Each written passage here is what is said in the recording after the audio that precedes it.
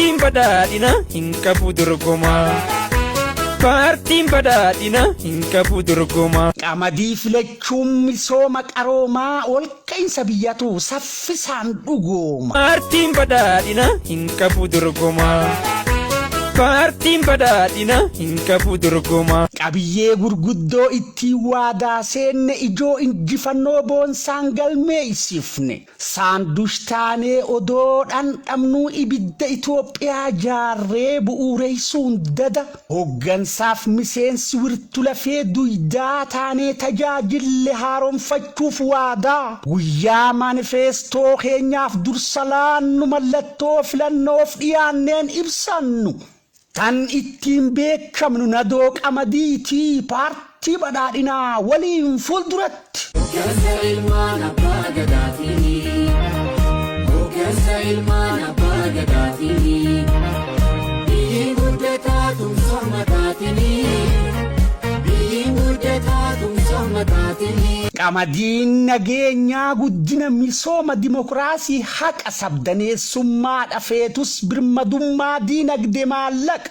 Namooma walqixxummaa hojiidha baay'ina qulqullina ariitiif halaqa daabboodha buddeena mokroonii paastaadha daqiiqaa oomishannee maqaa durtuffiif yaamamneen san ittiin cabsuudhaan mataa ol qabanneen mallattoon filannoof dhiyaanneen qamadii injifannoo caaluuf haa filannuu hundi. بحسب لنا وده انسجنا وچامر كنايوف چومسي باديا سفسان dhugomuuf ol ka'iinsi biyya qamadii filachuun misooma qaroomaa mootummaa ida'amuu qabaachuu waygooma. galmisaa guddaa karaan badhaadhinaa karaan badhaadhinaa dhibaawee uummataa gumaata guddinaa.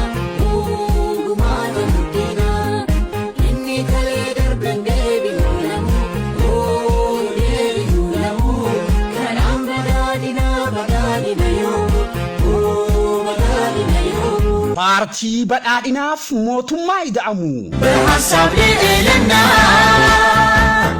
وده انسجنا. Paartii badhaadhinaaf kan isaan hogganamu mootummaa ida'amuu qabaachuun hin goomu. Badhaadhinni paartiin dhala namaaf firaa biyyattii ceesisuuf angafa bu'uura. Mallattoo filannoof dhiyaateen qamadii injifannoo caaluuf haa filannuu hundi. Sagalee jaalalaa riqicha tokkummaa, sagalee jaalalaa riqicha tokkummaa.